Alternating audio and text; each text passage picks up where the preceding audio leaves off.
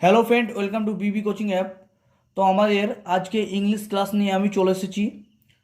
তো ইংলিশ ক্লাসের যে নাউন টপিকটা চলছিল, আজকে নাউনের কেস সম্বন্ধে আলোচনা করব। ওকে, তো তোমরা হেডিং দাও দ্য নাউন কেস। তো আমি হেডিং দিয়েছি দ্য নাউন কেস। তো কেস জিনিসটা কি নাউনের, আমি একটু লিখে দিচ্ছি। দেখো, নাউনের সঙ্গে বাক্যের অন্য লেখো। নাউনের সঙ্গে বাক্যের অন্য ওয়ার্ড, নাউনের সঙ্গে বাক্যের অন্য ওয়ার্ডের সম্পর্ককে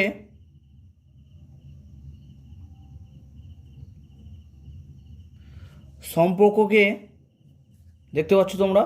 হুম, সম্পর্ককে নাউনের কেস বা কারক বলা হয়।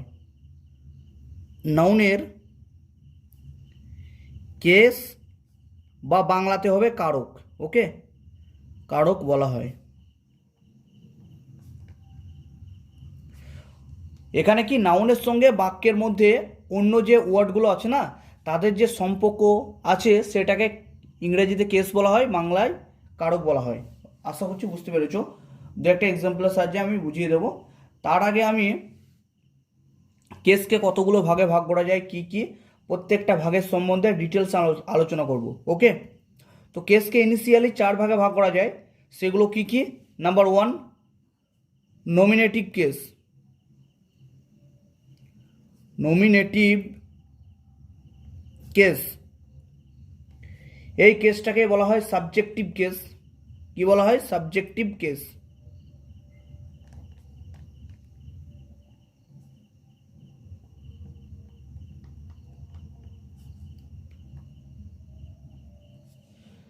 আর দু নম্বর যে কেসটা আছে সেটা হচ্ছে অবজেক্টিভ কেস।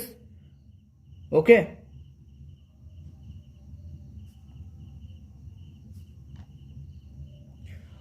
Objective case.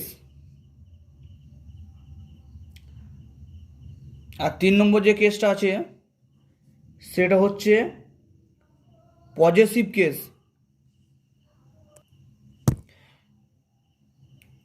এটা হচ্ছে পজেসিভ কেস।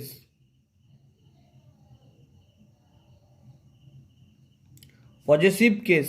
ওকে, এবং চার নম্বর যে কেসটা সেটা হচ্ছে ভোকেটিভ কেস।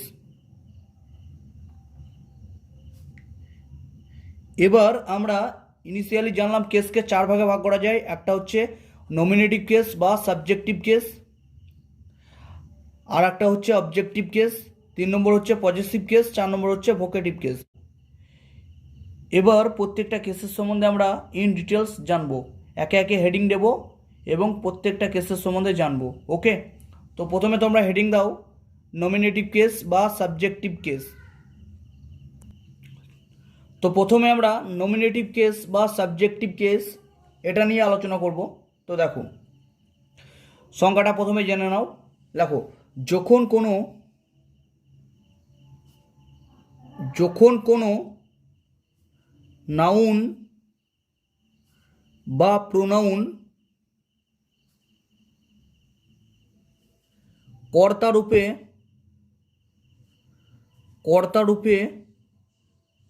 কর্তা বা সাবজেক্ট বলতে পারো, সাবজেক্ট রূপে ব্যবহৃত হয়, তখন সেই নাউন বা প্রোনাউনকে বা তখন তাকে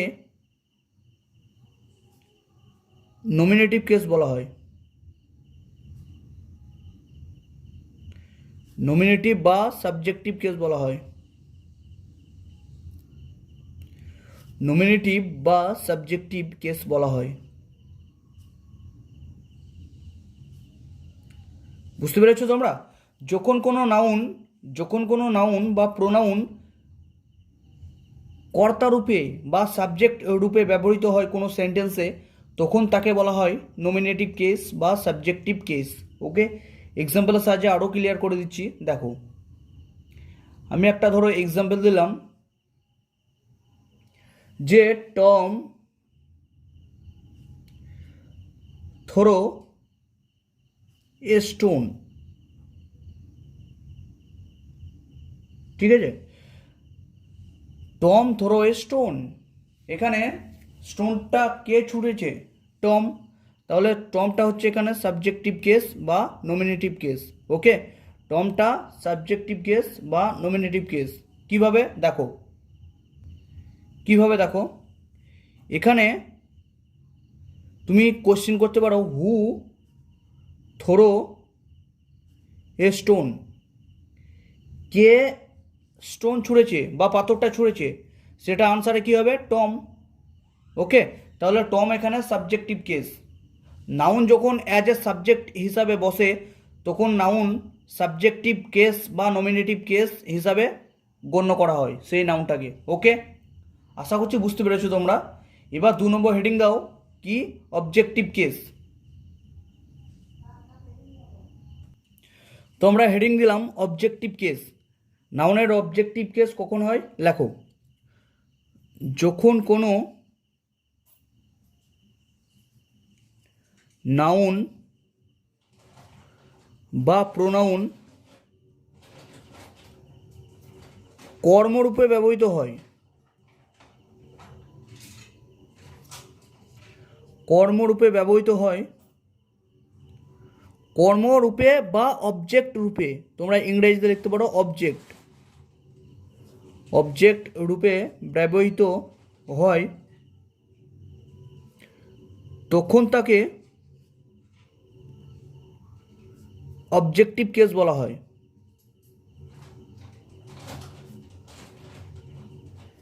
কেস বলে।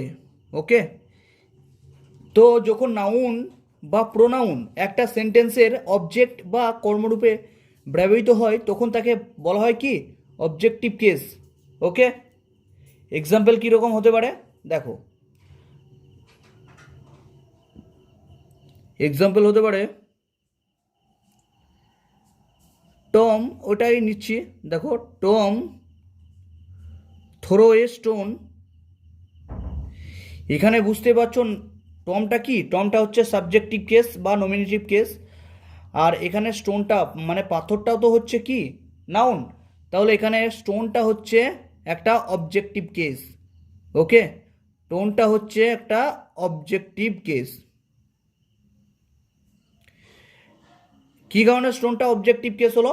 স্টোন যেহেতু ভার্বের পরে বসছে, অর্থাৎ সাবজেক্ট প্লাস কি? Verb plus object. এখানে স্টোনটা অ্যাজ এ অবজেক্ট হিসাবে ব্যবহার হচ্ছে এই সেন্টেন্সে, তার জন্য স্টোনটা অ্যাজ এ অবজেক্টিভ কেস হিসাবে ট্রিট হচ্ছে। এখানে টমটা কি? টমটা অ্যাজ এ সাবজেক্ট হিসাবে এই সেন্টেন্সে ব্যবহার হয়েছে, তার জন্য টম কি হয়েছে? অ্যাজ এ কি? নমিনেটিভ কেস বা সাবজেক্টিভ কেস।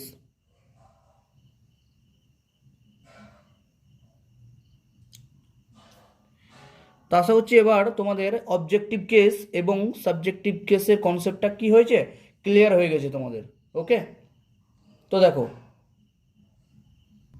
তো সাবজেক্টিভ কেস এবং অবজেক্টিভ কেস হয়ে যাওয়ার পরে একটা নোট লিখে দিচ্ছি, ওটা মনে রাখবে। নোটটা কি?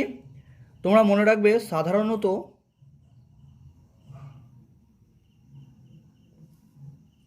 নমিনেটিভ কেসের পূর্বে বা নমিনেটিভ কেস বা নমিনেটিভ কেস কি হয়েছে? ক্রিয়ার পূর্বে, অর্থাৎ ভার্বের পূর্বে, ক্রিয়ার পূর্বে,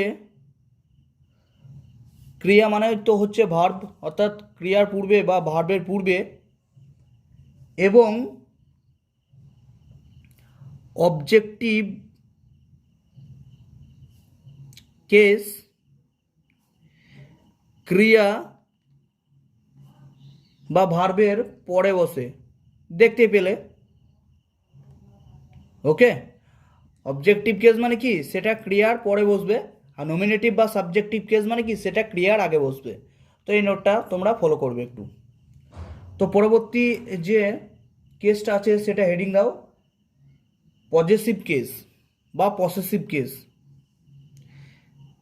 3 নম্বর কেস সেটা কি পজেসিভ কেস।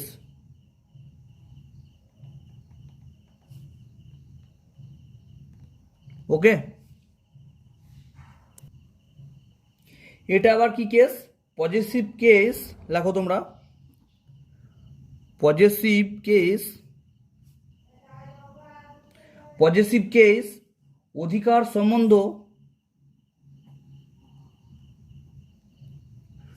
অধিকার সম্বন্ধ বা কর্তার সম্বন্ধ বোঝায়।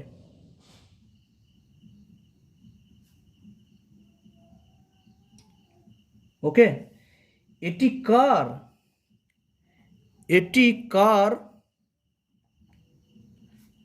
এই প্রশ্নের উত্তর দেই।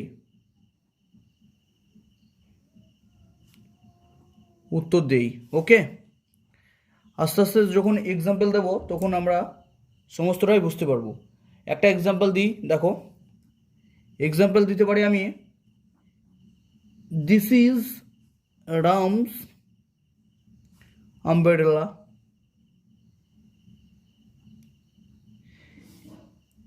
এটি হয় রামের ছাতা, অর্থাৎ রামস আমব্রেলা। ওকে, এখানে আমব্রেলাটা রামের একটা অধিকার বোঝাচ্ছে, এই আমব্রেলাটার ওপর রামের একটা অধিকার বোঝাচ্ছে, তার জন্য এটা হচ্ছে পজিটিভ কেস।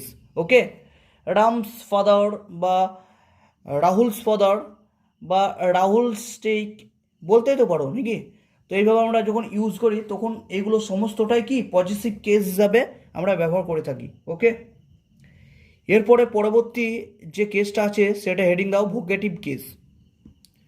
4 নম্বর কেস সেটা হচ্ছে ভোকেটিভ কেস।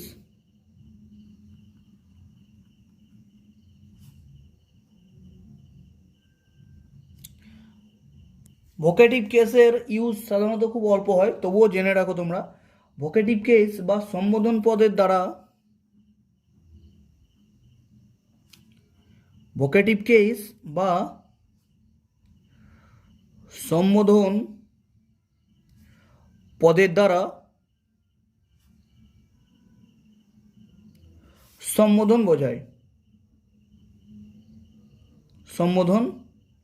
বোঝায়। কীভাবে দেখো এক্সাম্পলের সাহায্যে বুঝিয়ে দিচ্ছি। আমি হয়তো বললাম, একটা এক্সাম্পল দিলাম, আচ্ছা দেখতে পাচ্ছ তোমরা, হ্যাঁ আমি একটা এক্সাম্পল দিলাম হয়তো যে কাম হেয়ার রাম বলি না আমরা, কাম অন বয়েজ। তো এইগুলো সমস্ত বোঝাতে আমরা ভোকেটিভ কেস ইউজ করে থাকি। ওকে, তো আমরা আজকে কেসের 4টে ভাগ বললাম। একটা হচ্ছে নমিনেটিভ ভাগ অর্থাৎ নমিনেটিভ কেস, 2 নম্বর হচ্ছে অবজেক্টিভ কেস, 3 নম্বর হচ্ছে পজিটিভ কেস এবং 4 নম্বর হচ্ছে ভোকেটিভ কেস। ওকে, তো একটা জিনিস তোমরা লক্ষ্য করবে যে নমিনেটিভ, অবজেক্টিভ এবং ভোকেটিভ কেসের ক্ষেত্রে নাউনের যে ফর্মটা আছে না সেটা অপরিবর্তিত থাকে, কিন্তু পজিটিভ কেসের ক্ষেত্রে নাউনের ফর্মের পরিবর্তন হয়। ওকে, ওইটা একটু মনে রাখবে। তো তোমরা লিখে রাখতে পারো জিনিসটা নোট হিসাবে, কি নমিনেটিভ কেস, অবজেক্টিভ কেস এবং ভোকেটিভ কেসের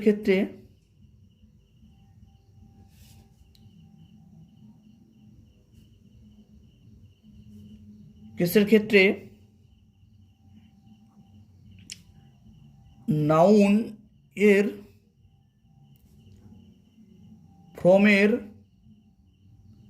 পরিবর্তন হয় না।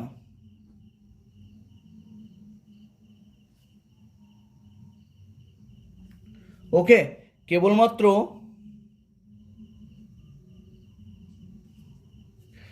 পজেসিভ কেসে দেখতে পাচ্ছ, হ্যাঁ কেবলমাত্র পজিটিভ কেসে নাউনের ফর্মের পরিবর্তন হয়। ওকে, এই জিনিসটা একটু মনে রাখবে।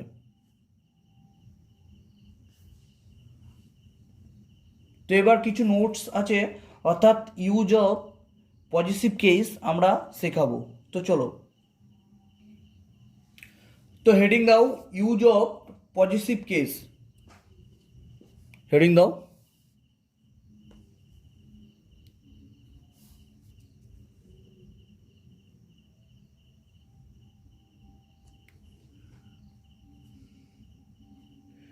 Use of positive case.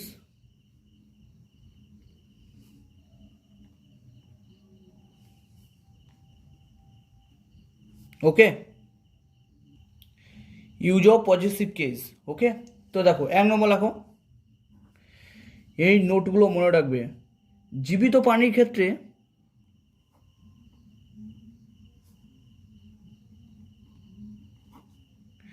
জীবিত প্রাণীর ক্ষেত্রে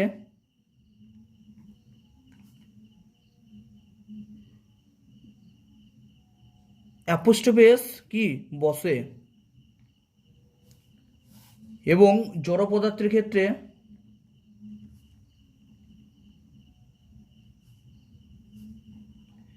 ক্ষেত্রে এই অ্যাপোস্ট্রফি এস কি বসে না। এটা একটু মনে রাখবে। জীবিত প্রাণীর ক্ষেত্রে আমরা বললাম না একটু আগে, রামস আমব্রেলা, অর্থাৎ রামটা হচ্ছে একটা জীবিত।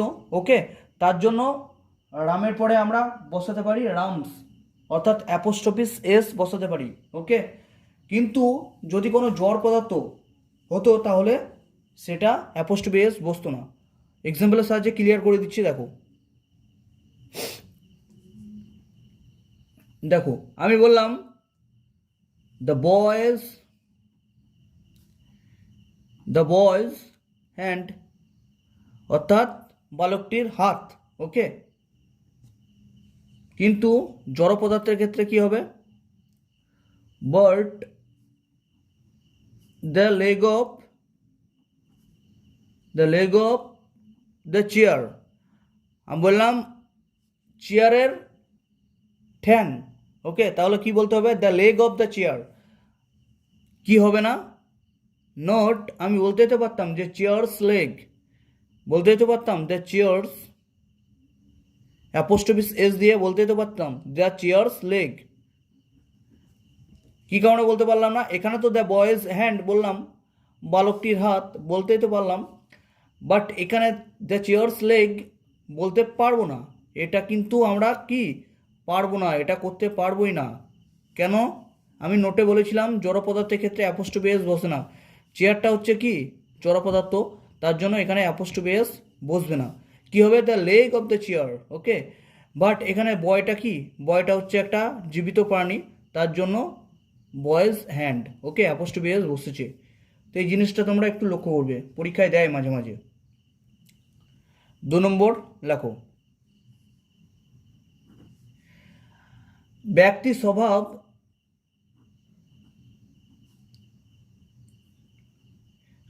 স্বভাব আরোপিত হলে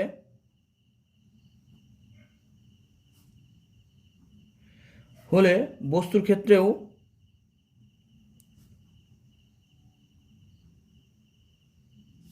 অ্যাপোস্ট্রফি এস বসে বা হয়। ওকে, যদি ব্যক্তি স্বভাব আরোপিত হয়, ওকে, তখন কেবলমাত্র বস্তুর ক্ষেত্রে অ্যাপোস্ট্রফি এস বসে। এক্সাম্পল কিছু কিছু আছে, দেখো মনে রাখবে এক্সাম্পলগুলো। দেখো, নেচার ল, ডিউটিজ কল। ওকে, ফরচুন স্মাইল,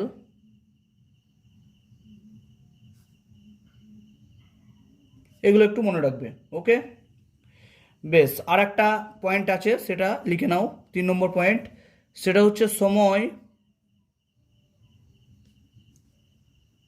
দূরত্ব এবং ওজন প্রকাশক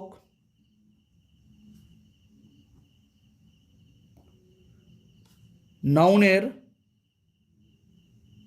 ক্ষেত্রে অ্যাপোস্ট্রফি এস বসে বা হয়। ওকে, সময়, দূরত্ব, ওজন প্রকাশক নাউনের ক্ষেত্রে অ্যাপোস্ট্রফি এস বসে। ওকে, এক্সাম্পল কি হবে দেখো, এ ডেজ মান্থ,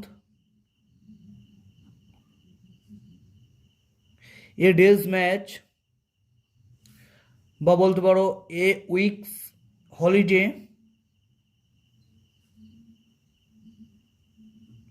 ওকে, বা বলতে পারো এ ফুটস লেন্থ,